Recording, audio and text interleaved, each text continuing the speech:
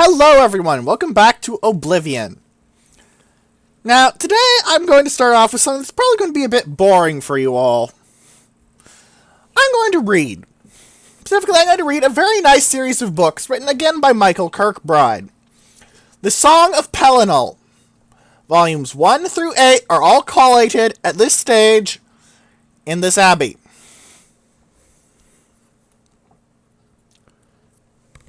So, before we make this entire series essentially irrelevant story-wise via going and killing Umbrella the Unfeathered and making it stick,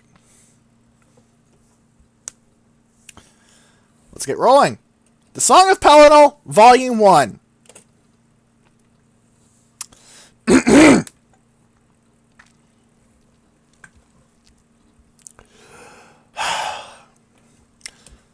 The Song of Pelinal, Volume 1, on his name. Editor's note. Volumes 1 to 6 are taken from the so-called Raymond manuscript located in the Imperial Library. It is a transcription of older fragments collected by an unknown scholar of the early Second Era. Beyond this, little is known of the original sources of these fragments, some of which appear to be from the same period, perhaps even from the same manuscript. But, as no scholarly consensus yet exists on dating these 6 fragments, no opinions will be offered here. That he took the name Pelinal was passing strange, no matter his later sobriquet, which were many. That was an elvish name, and Pelinal was a scourge on that race, and not much given to irony. Pelinal was much too grim for that. Even in youth, he wore white hair, and trouble followed him. Perhaps his enemies named Pelinal of their own in their tongue, but that is doubtful, for it means glorious knight, and he was neither to them. Oh boy! Certainly, many others added to that name during his days in Tamriel. He was Pelinal the White Strake because of his left hand, made of a killing light.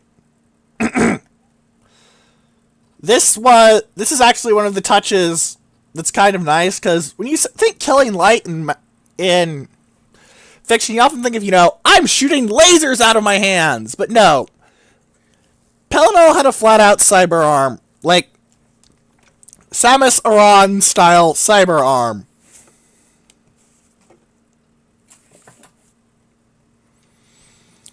Which is cool. He was Pelinal the Bloody, for he drank it in victory. Because he was a robot, and needed it for fuel. Not even joking, he was a blood-powered robot with a laser arm. We'll get to understanding why a bit later. He was Pelinal Insurgent, because he gave the Crusades a face. I don't have any commentary here. He was Pelinal in Triumph, as the words eventually became synonymous, and Men-at-Arms gave thanks to the Eight when they saw his banner coming through war. Hey, I kick everyone's ass so hard that my troops rally just because I'm here, not because I'm kicking everything's ass.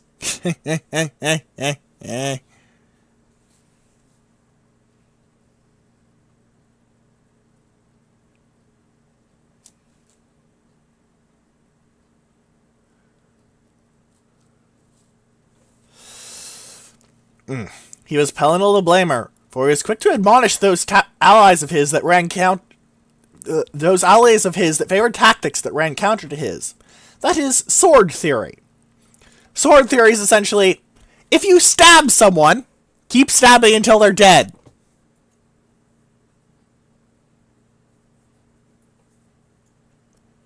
So, yeah. And he was Pelinal III.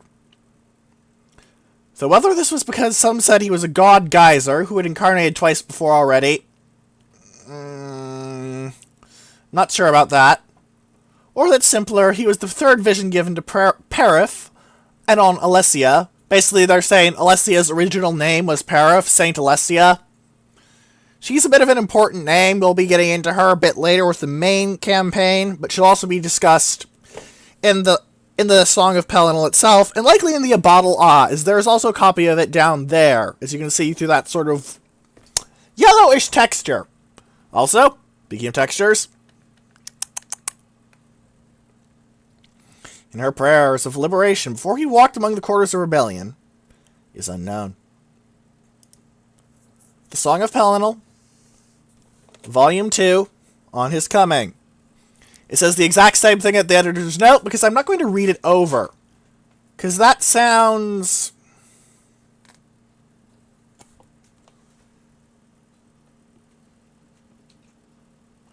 interesting.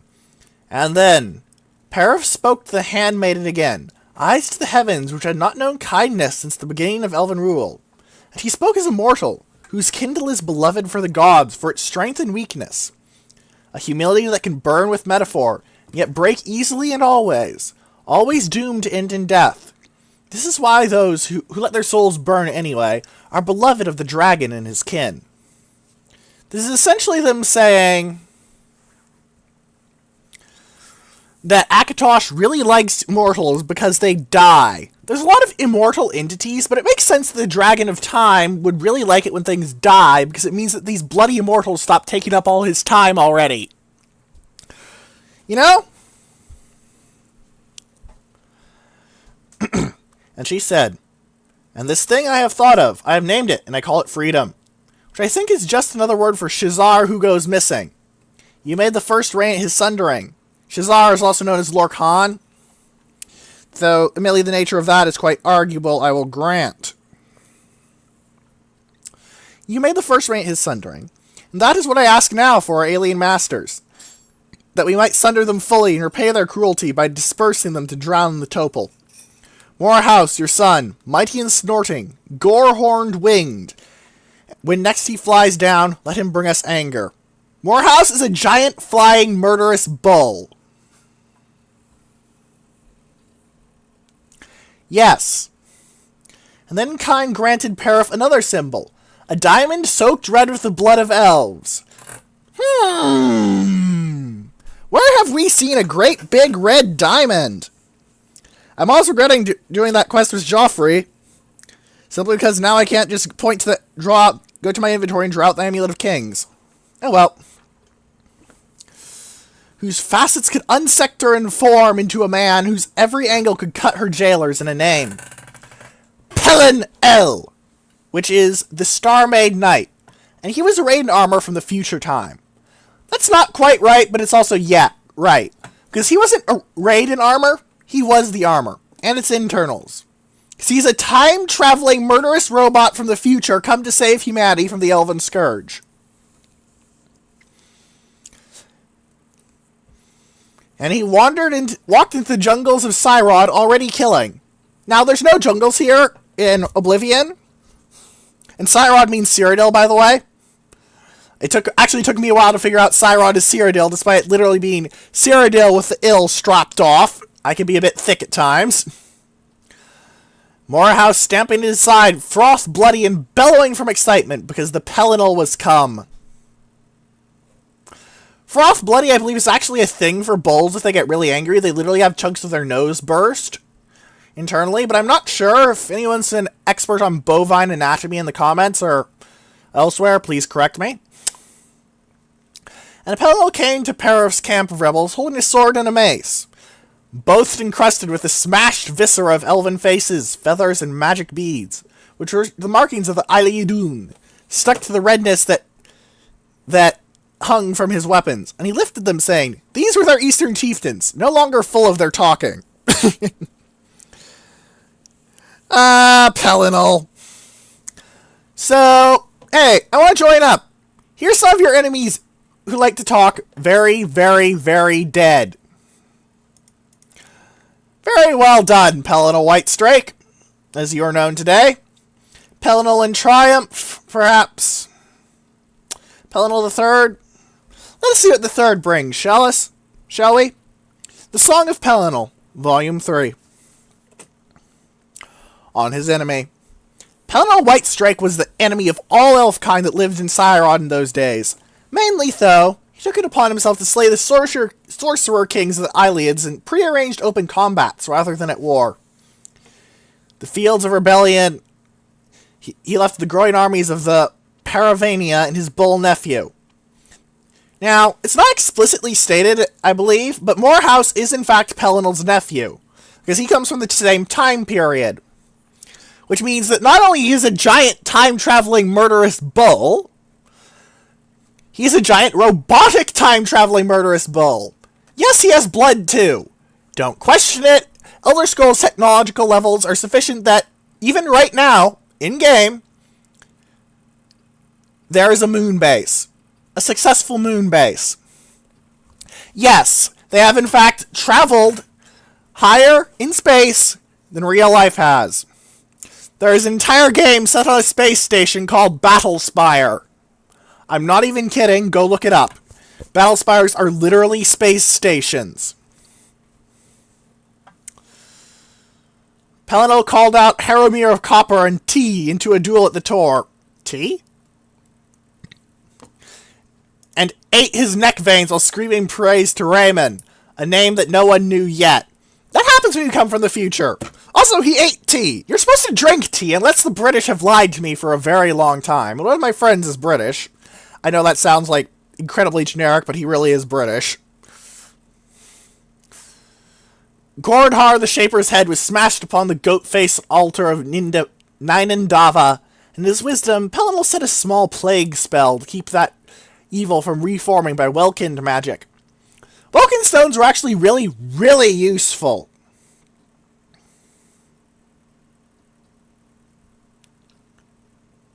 Like, the aliens base most of their magic on it. If you use them though in game, they just, air quotes here, fully restore your magic up. Later that season, Pelinal slew Hadhul on the granite steps of Seatar, the Fire King's spears knowing their first refute. For a time, no weapons of the aliens could pierce his armor, which Pelinal admitted was unlike any crafted by men, but would say no more even when pressed.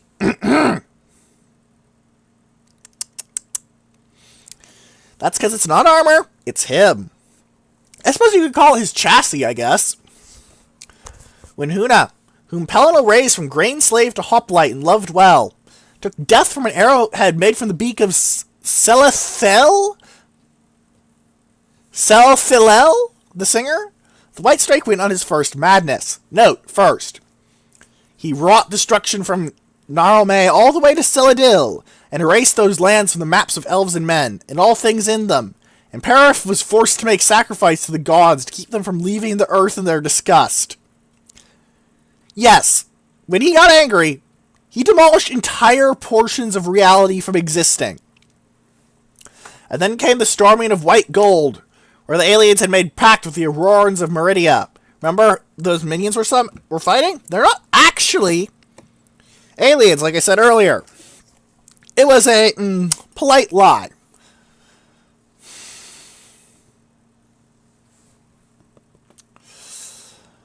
And that summoned them, and appointed the terrible and golden-hued half-elf Umaril the Unfeathered as their champion. And for the first time since his coming, it was Pelinal who was called out to battle by another, for Umaril had the blood of the Ada, and would never know death. That's because, basically, he managed to get Meridia to say, okay, you're a Daedra now, because he's like half-elf, half-Daedra. I know half-demons sound edgy as fuck due to modern things, but honestly, Umaril was edgy as fuck. And I say that at 13:37 seconds in. Man, I couldn't have timed that better if I had planned it. These episodes are basically unplanned. But yeah, that's Volume 3. This episode may entirely be reading the volumes at this rate. Let's go to Part 4. You may notice that there's a bit of a value difference.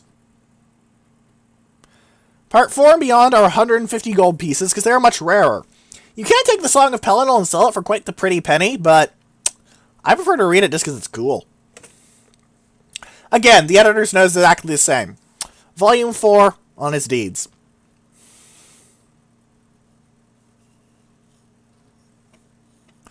Pelinal drove the sorcerer armies past the Niben, claiming all the eastern lands for the rebellion of the Paravania, and Kyne had to send her rain to wash the blood from the villages and forts that no longer flew alien banners, for the armies of men needed to make camps of them as they went forward.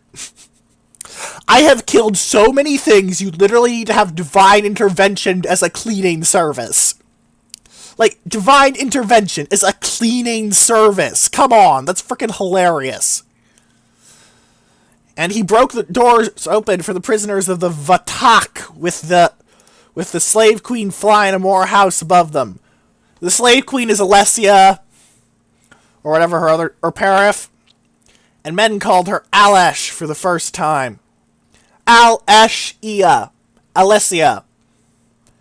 He entered the gate at ... to win back the hands of the 1,000 strong of Sedor, a tribe now unknown, but famous in those days, which the aliens had stolen in the night. 2,000 hands that he brought back in a wagon made of demon bone, whose wheels trailed the sound of women when ill at heart.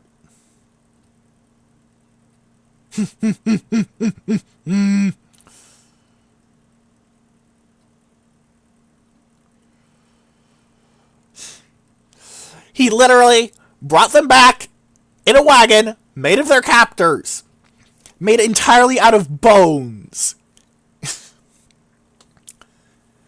And after the first pogrom, which consolidated the northern holdings for the men of Krath, Falkrath is generally what I assume. This is in Skyrim, actually. He stood with white hair gone brown with elf blood at the Bridge of Helden.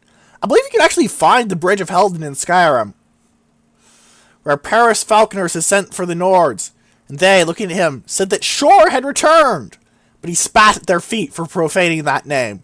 I'm not a god, I'm just a time-traveling Terminator with a laser arm. And a bull-nephew, who can fly. He led them anyway into the heart of the hinterland west. I don't like you, but I need to kill elves. To drive the aliens inward, towards the Tower of White Gold. A slow retreating circle that could not understand the power of man's sudden liberty, and what fiery idea that brought. Ah, those who fight for freedom fight with vicious and monstrous strength, don't they? Well-known trope. If it's accurate, well, there's a question that you can pose to the ages, can't you? How much of that idea is a truth? His mace crushed the thunder knocks that Umarel sent his harriers on the rebellion's long march back south and east, and carried Morehouse breath of kine to Zuthos the clever cutting man, a need with a Keptu name for healing when the bull had fallen into a volley of bird beaks. And of course, as everyone knows, at the Council of Skips, where all the Paravania's armies and all the Nord shook with fear at the storming of White Gold, so much that the Al-Esh Council delay, Pelinal grew furious, and made names of Umaril, made names of what cowards he thought he saw around him, and then made for the tower by himself, for Pelinal often acted without thought. Umaril! Come and show me what passes for fury amongst your misbegotten kind! That basically sums up Pelinal. The Song of Pelinal, Volume 5. On his love of Morehouse. It is a solid truth that Morehouse was the son of Kine, but whether or not Pelinal was indeed the Sherazarine is best left unsaid, for once Plantiu, who favored the short sword, said it, and that night he was smothered by moths. That's a bad symbol, by the way. It is famous, though, that the two talked of each other as family, with Morehouse as the lesser, and that Pelinal loved him and called him nephew. But these could merely be the fancies of immortals.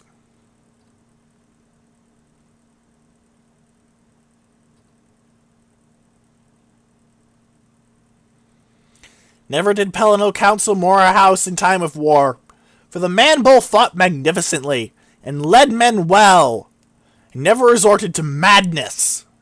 But the Pelinal did warn against the growing love with Perif. Yes, Saint Alessia was in love with a giant flying robotic bull from the future. Elder Scrolls! We are Ada more, and change things through love. We must take care lest we beget more monsters on this earth. Oh boy. If you do not desist, she will take to you, and you will transform all Cyrod if you do this. And to this, the bull became shy, for he is a bull, and he felt his form too ugly for the Parvania at all times, especially when she disrobed for him. Oh my. Dad, don't talk about me when I have sex with my girlfriend. Sure, nephew, sure. Pat, pat, pat, pat. And remember to use protection. Dad! At least between, a living saint, a time-traveling Terminator from the future, a time-traveling robot bull from the future. Yeah. He snorted, though, and shook his nose hoop into the light of the Secunda moon and said, "She's like this shine on my nose hoop here. An accident sometimes, but whenever I move my head at night, she is there." Aww. They're sleeping together, not just in the beast with two backs sense. And so, you know what you ask is impossible. Very well. The Song of Pelinal, Volume 6, on his madness. And it is said that he emerged into the world like a patomag, that is, born by Sithis in all the forces of change therein. Still others, like Fifth of New Teed, say that beneath the Pelinal's star armor was a chest that gaped open to show no heart, only a red rage-shaped diamond fashion, singing like a mindless dragon, and that this was proof he was a myth echo, and that where he trod were shapes of the first urging.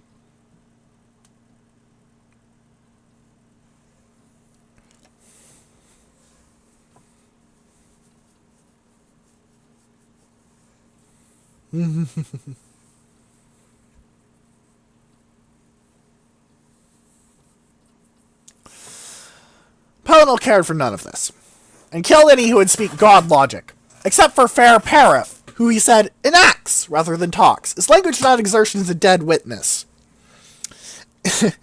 Basically, thank you, fucking idiots. When those soldiers who heard him say this stared blankly, he laughed and swung his sword, running into the rain of kind to slaughter their alien captives, screaming, "Oh, Akka, for our shared madness I do this! And watch you, watching me, watching back. Umarel dares call us out, for that is how we made him." This is an interesting implication given their time-traveling nature. It may be that the fact that Pelinal Whitestrike existed in the future retroactively caused the Aurorans to go, "Oh shit, the humans are badass! We need to make a pact with the Daedric Prince now!" And then, well, not the Aurorans, the aliens. You get my point. And, time loop. And it was during these fits of anger and nonsense that Pelinal would fall into the madness, where whole swathes of lands were devoured in divine rampage to become void, and Alessia would have to pray to the gods for their succor, and they would reach down as one mind, and soothe the Whitestrike until he no longer had the will to kill the earth in whole. Please note that it's never questioned if he could kill everything, it's simply, does he want to kill everything? You can see how the aliens had to resort to literal divine intervention to stop him. And Garrett of the Men of Gay once saw such a madness from afar, maneuvered, after it had abated, to drink together with Pelinal, and he asked what such an affliction felt like, to which Pelinal could only answer, like when the dream no longer needs its dreamer.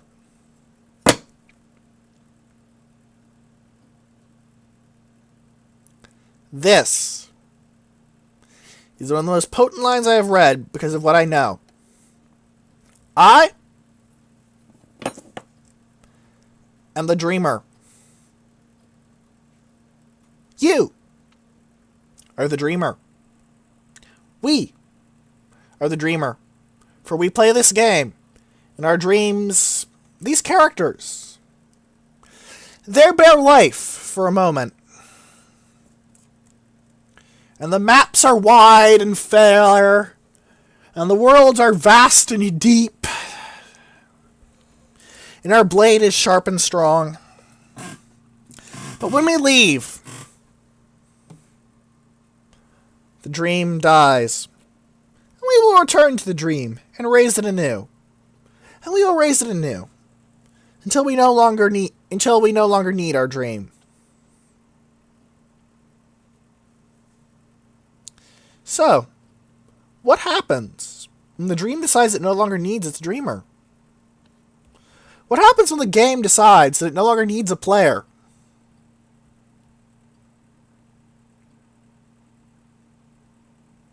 The Song of Pelinal, Volume 7.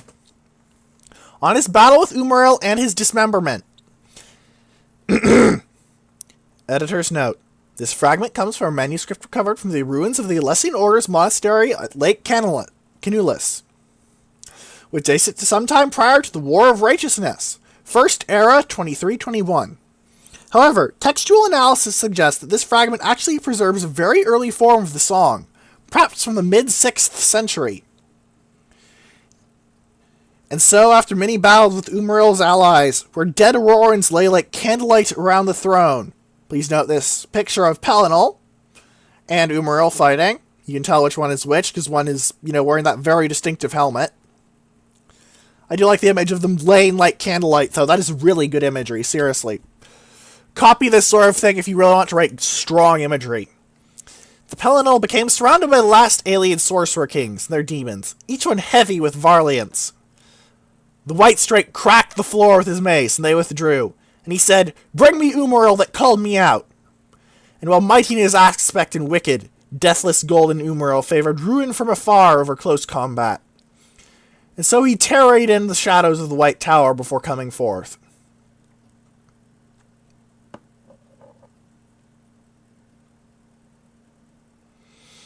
More soldiers were sent against Pelinal to die, and yet they managed to pierce his armor with axes and arrows, for Umariel had wrought each one by long varliance, which he'd been hoarding since his first issue of Challenge. Basically, he'd been stockpiling super omega weapons and giving them to his best troops, just to wear Pelinal down. Presently, the half-elf showed himself, bathed in meridian light. This is in reference to Meridia, not, say, the meridian of a planet, by the way. And he listed his bloodline in the Iliadun and spoke of his father, a god of the previous Kalpa's world river, taking great delight in the heavy breathing of Pelinal, who had finally bled. Text lost. Ha ha ha ha ha, I'm such a badass. Look at all my ancestors, I'm such a badass. And Umariel was laid low, the angel face of his helm dented to an ugliness which made Pelinal laugh, and his unfeathered wings broken off his sword strokes delivered while Pelinal stood frothing above him, insulting his ancestry and anyone else that took ship from old Elnofe. I can't really say that. Elnofe. Which angered the other elvish kings and drove them to a madness of their own. Come on, you fucker! Where are your gods now? Where's your parents? Where's your grandparents? Where's all those fucks who you're bragging about, huh? Your wings are gone, your face is like shit, and you're shit, and everyone who's related to you is shit! They fell on him, speaking to their weapons, cutting Pelinal into eighths, while he roared in confusion, which even the Council of Skiffs could hear. Text lost. Random and Moore shook the whole of the tower with mighty bashing from his horns the next morning. And some were slain in overabundance in the taking, and men looked for more aliens to kill, but Pelinal had left none save those kings and demons that had already begun to flee. You fuckers killed our leader! We're going to kill you all! Wait. He killed everyone. Damn it, how can we take vengeance for him when he took vengeance for himself preemptively? Damn time-traveling Terminators, robots with laser arms! It was Morehouse who found the White Strike's head, which the kings had left to prove their deeds.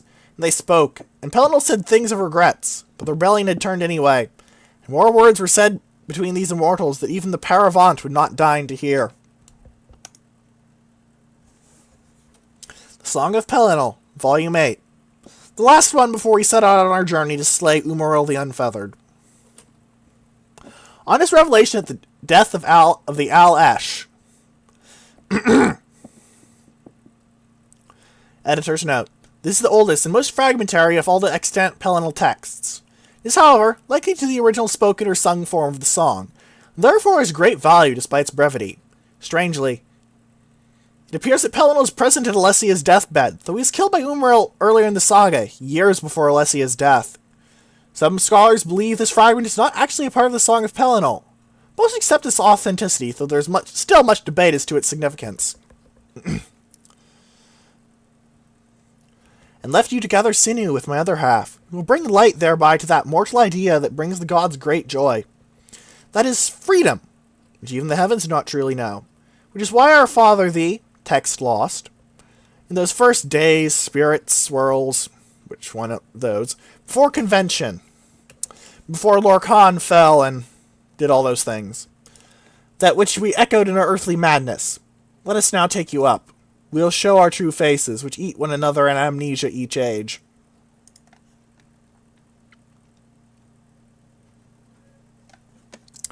They're talking about the cycle.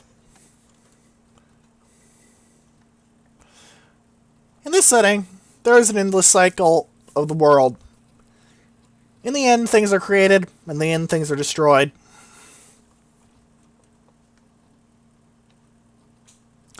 I know that sounds simplistic. It is simplistic, but is being simple wrong?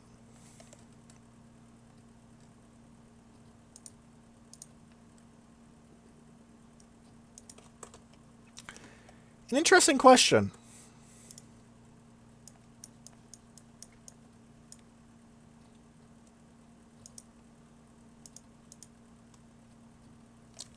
More importantly, though, the gods kill themselves and eat each other in each age and come back as a new thing. Each of the 8 divines. There can only be 8 divines. There only ever were 8 divines. And there can never be more or less than 8 divines. These are absolute facts, absolute truths that cannot be disputed, will not be disputed, can never be disputed.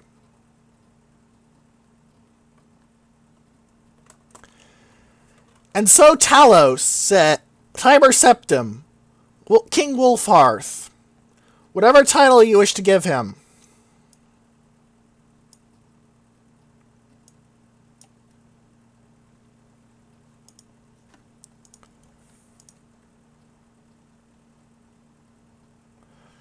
Whatever you want to call that man, God. He said, that's fucking stupid. And so there always were 9. And there always have been 9. But there have not always been 9.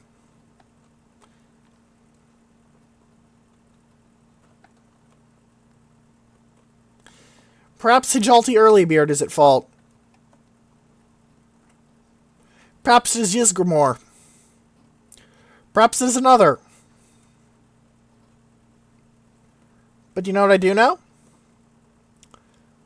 If you were to imagine this cycle as a wheel, 8 spoked. Talos is a 9th spoke in this wheel. Talos should not exist. Yet here we stand. His blessing in our grasp. What do we do? Well, it is impossible to kill Pelinal Whitestrike. Every time he will return to Oblivion and come back again and again. An endless, endless cycle of death upon death upon death upon death. So does the Divine Crusader fall, so does his counterpart. This is a fact that cannot be disputed by the 8. But to dispute such facts, such object reason, such uninterruptible logic, well, Talos did it once already.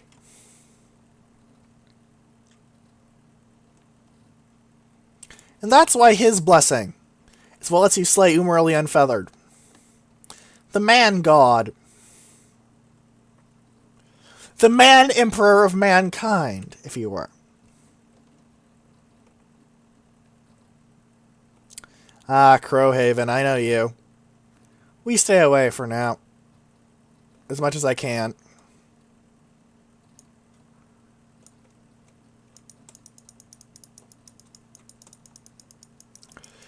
In Elven Axe? Elves!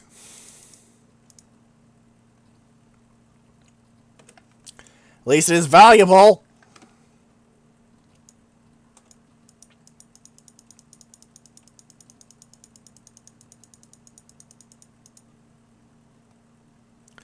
Still. Elves. You know, let's loot the external of this place. I'm probably not going to come back here for a long time after all. I thought I remembered something over here. Cure disease. Not too useful because I am a red guard, but it'll be very useful if you're, you know, another, not class, race.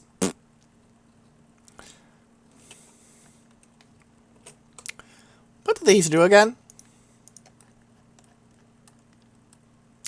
Sorry, but after that little chat, my brain's a little fuzzy. It's hard to think about things like the Song of Pelinal, really, because they're honestly meant not to be thought about, simply accepted as absolute truths. Yet they're also meant to be contemplated for long hours after hours. Are these mutually exclusive? Well, of course. Welcome to the Song of Pelinal.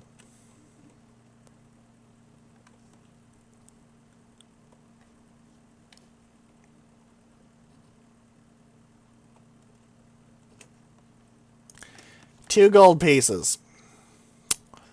I'd slow clap, but that would slow this down. Please note I can sprint while still regaining stamina now. Damage fatigue was very annoying, and I far undersold it when I first got it, because I had thought it was just -5 to max fatigue. It was not, and I have paid dearly for that assumption. Still, aside from whatever the fuck that is.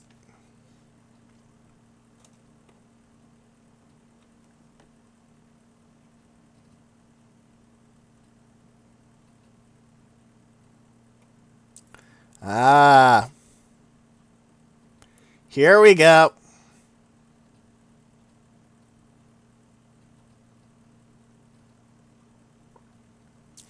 Garrus Melitar.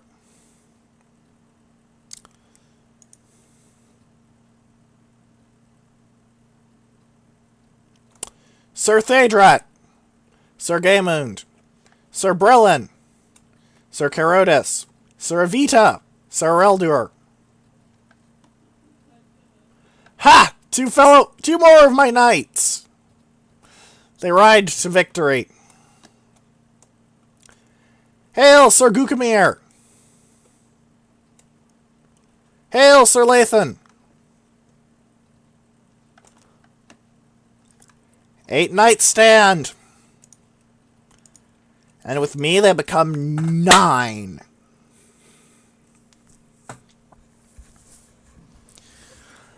Very well then, knights. Please note, the only one who is guaranteed to survive is Sir Thadrat.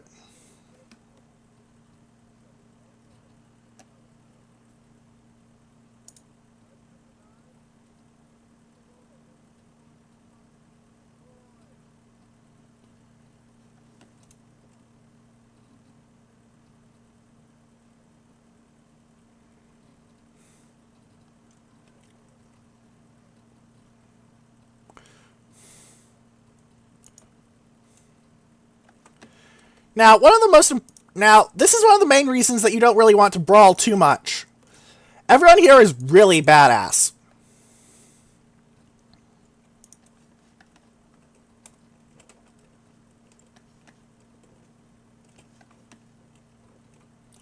Damn, guys, let me rip out their hearts. Also, that one actually had a full-up alien battle axe, damn. One of the issues, frankly, is keeping up with them.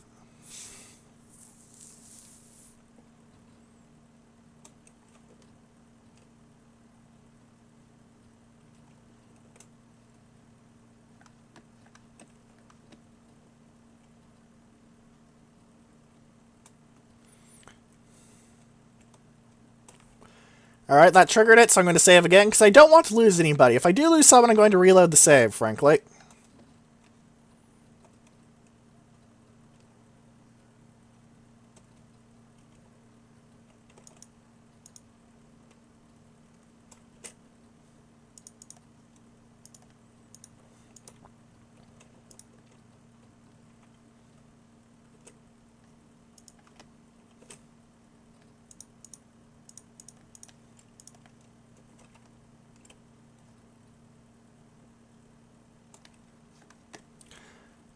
Now, there's quite a bit of loot around here. As you can see, there's some Welkin stones.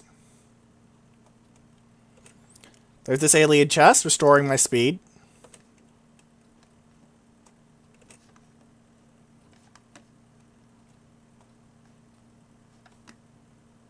You may notice that opened over here. And an extra route.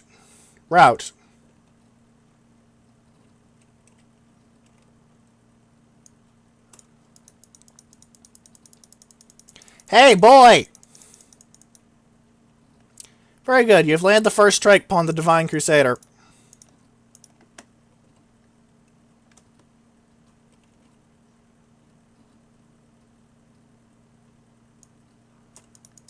Hello!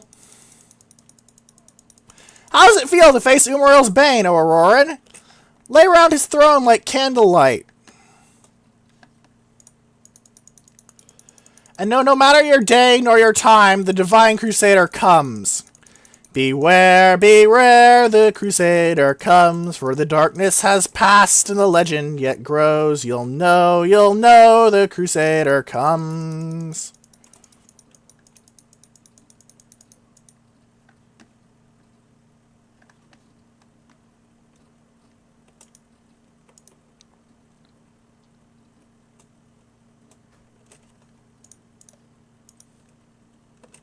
Four aliens, or rather, 4 Aurorans,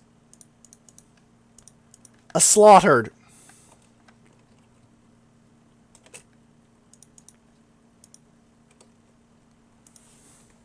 How's my equipment doing? Could use some fixing. Thankfully, that happens in the provisional house, so I don't need to worry about it taking up too much time. How's the charge on the sword doing? Wow, I have 9 more hits. No, I want to use the sword, Crusader's arm and all that.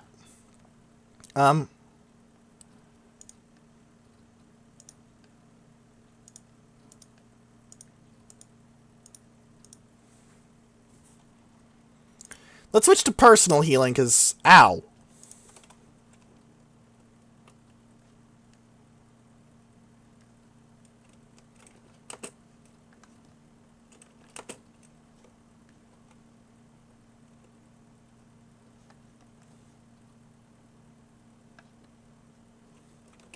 By the way, back here there's an alien reliquary.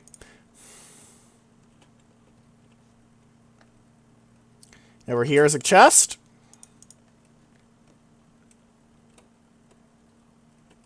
Ha! They felled an Auroran for me.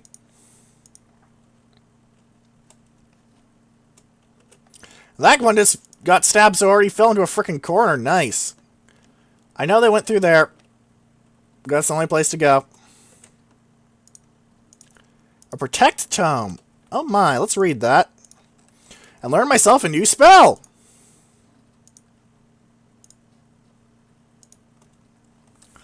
Also, I believe we got a petty soul there.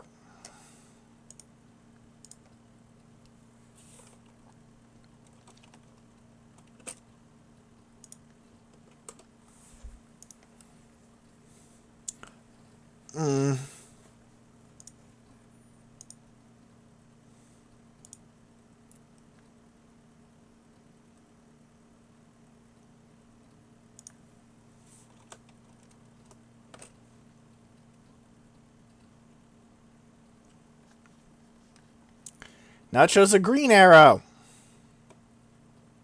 1, 2, 3, 4. 5, 6, 7, 8. How are you all doing?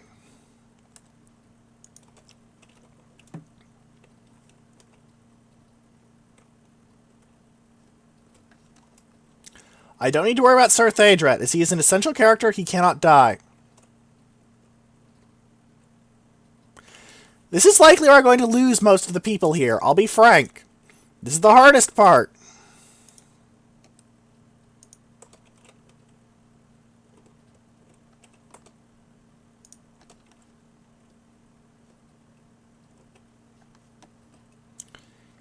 If he doesn't, then we shall slaughter all his underlings until he brings it.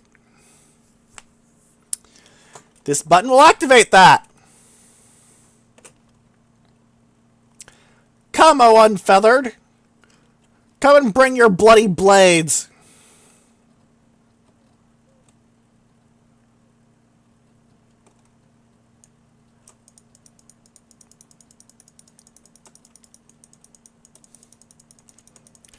Die!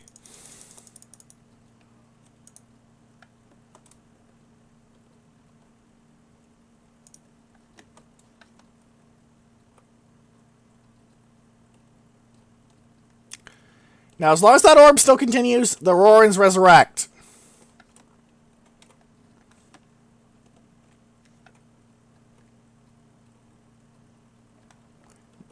Now, unfortunately, I cannot remember how you actually defeat them.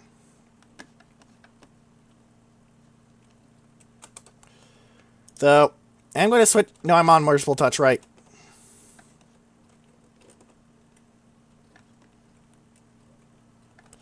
There's a way to raise that.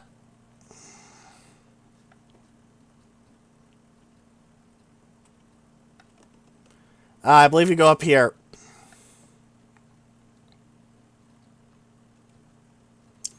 Let the knights handle themselves. This is why you want as many of them as you can to keep the Aurorans put down.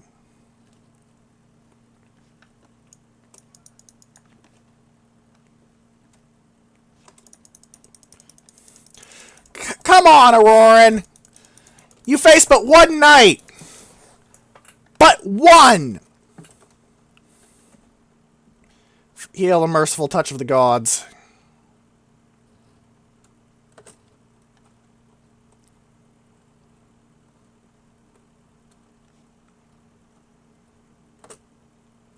Destroy the orb!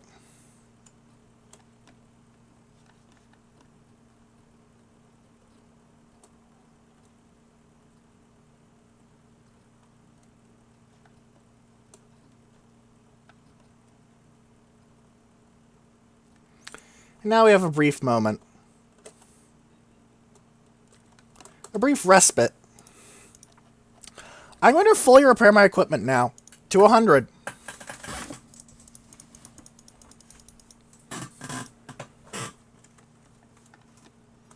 Not simply so I have well-kinned stones, no. Though I will admit to not complaining about that bloody thing.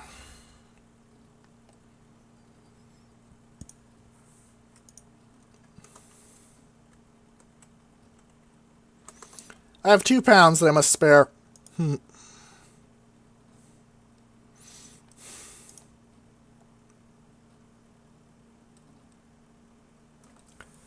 I have any petty souls left?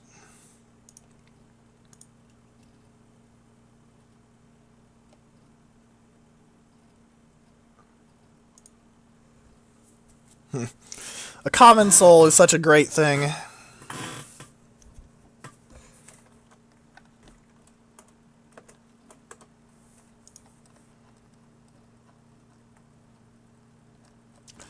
In fact, you know what? I have an easy way to reduce my weight that I probably should have taken earlier.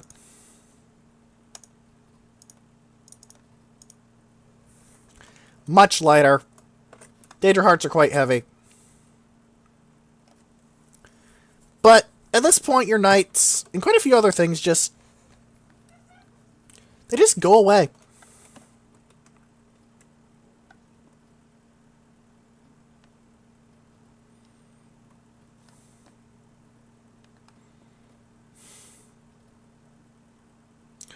There are no Aurorans left to battle. And there are no knights left to battle them.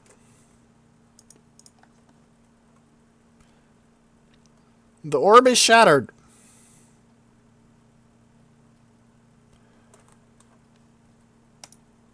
Broken. Destroyed.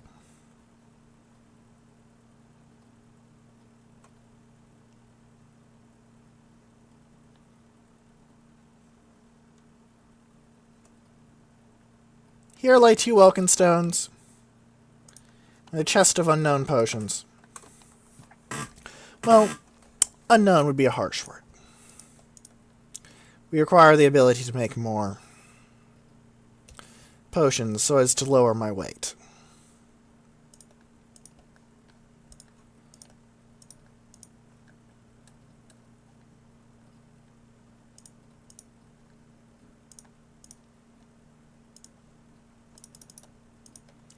I suppose I shall craft that. Remove. Be my weight movable? Nay. We are but men. Rock! Apologies. Magic root cures disease. Useless it seems. Steel blue into mola caps. Do I have any other restore magic items? I have a stinkhorn cap. Thank you. Still too heavy. Ironwood nuts. I can make a fire resist potion, but he does have a shock effect. Do I have any resist shock attacks?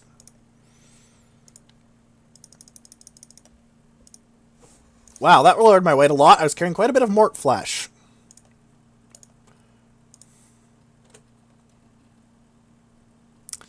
So, after that minor diversion,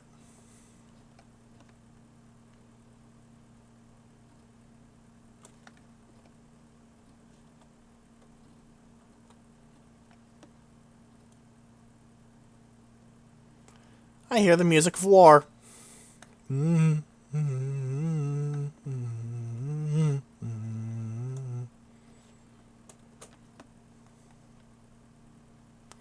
Some souls, perhaps, and a water-breathing scroll. Very little, but perhaps enough to turn the tide of a battle.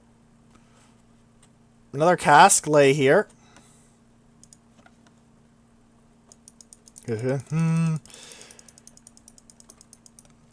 Two of you beasts stand against me. Your effect? Lesser power, light that burns.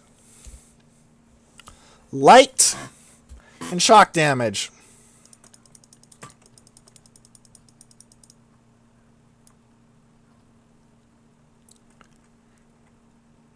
Your light that burns stand not before the light that is. May the divine show you mercy, alien Aurorans.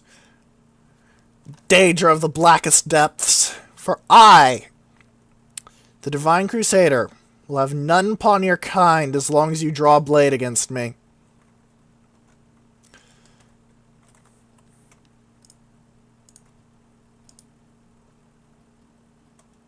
Pelinal White Strike! Come! Come, Pelinal! Come, Pelinal White Strike of the aliens! Sorcerer King! Come and show me what passes for fury amongst your misbegotten kind.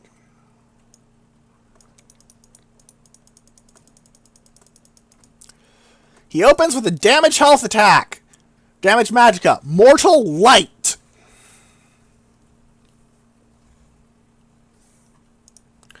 Now I will switch as his first kill is quite easy. To the Blessing of Talos.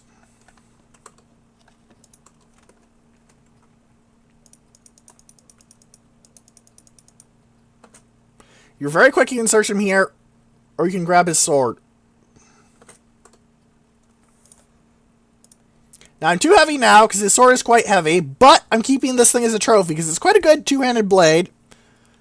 And more importantly, it's Umaril's frickin' sword. Come on. That's cool. I'm dropping the battle axe, though. You have to cast it after you kill him, by the way. I had forgotten about that. Then we see this.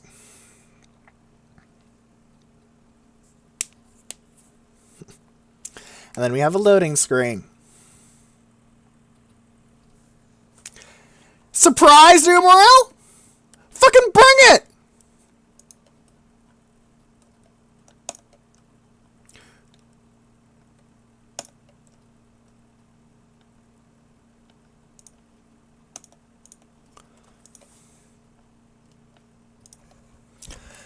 Bring it, Ava de Umaralit!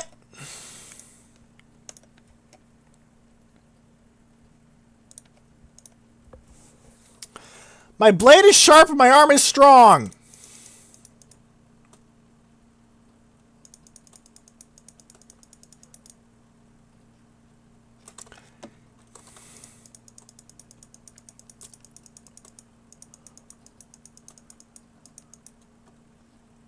If you're quick, you can in fact grab his sword and get 2 copies of it. But yeah, wasn't expecting to see me there, were ya? You fucking brought it!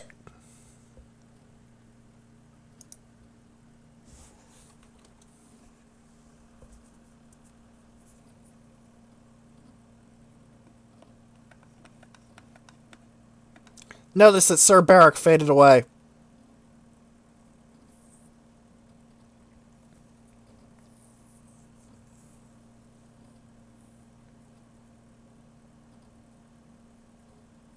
He's so quiet.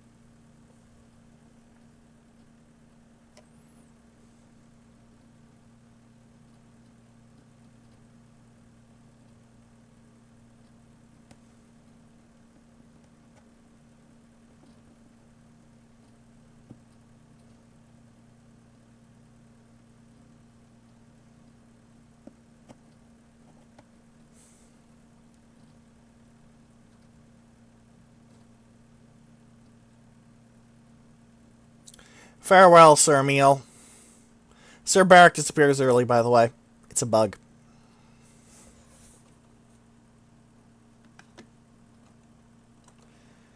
And were this the main campaign, this blade would never be drawn in anger again. There is more out there to this little war.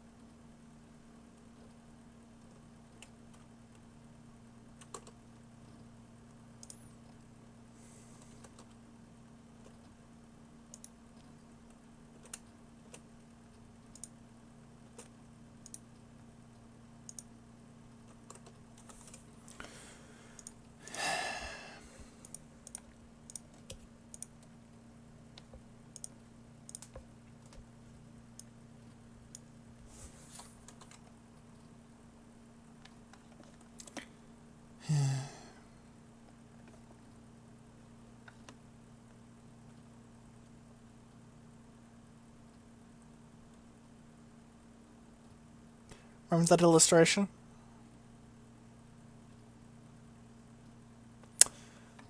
We brought it to life today, ladies and gentlemen. We are a legend.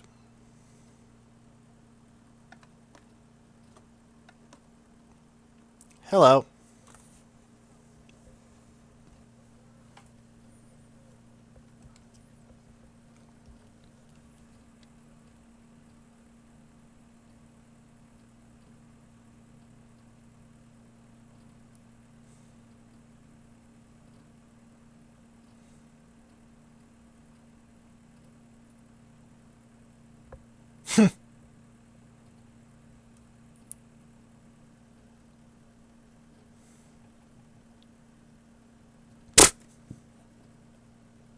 The wonders of the Nine are many.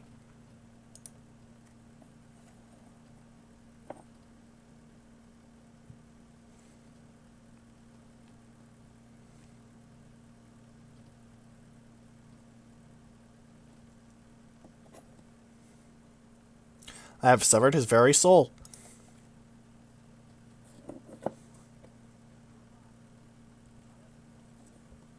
Very well, Sir Theodret. Have your fun. I think I shall officially make this Undercroft my loot room for this game, ladies and gentlemen. Umriel's sword, of course, takes pride of place, but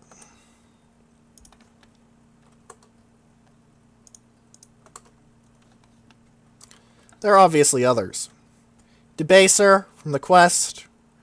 Red Wave, another quest.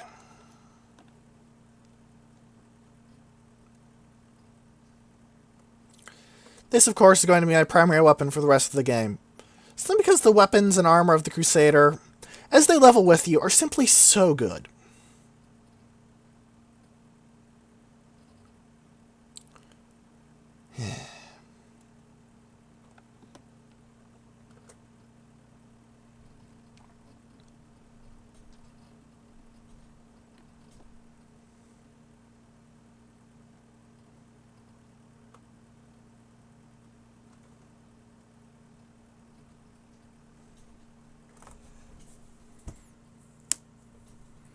Indeed.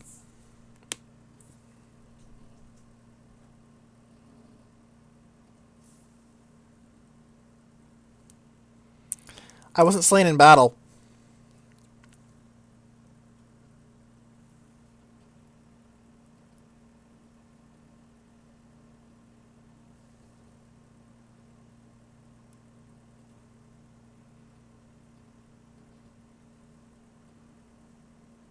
Yep.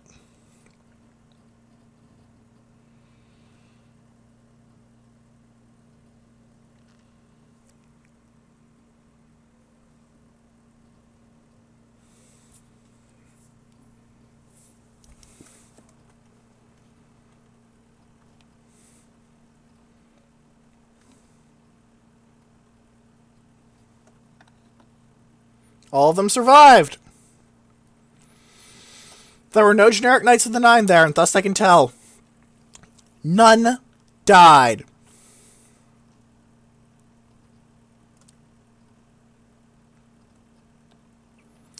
On this day, on this hour,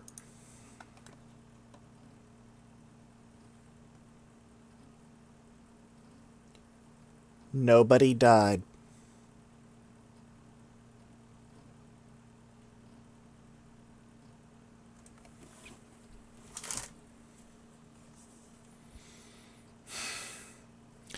And that, ladies and gentlemen, is the end of the Divine Crusader questline. There's nothing left to do. We have a home. We have our swords.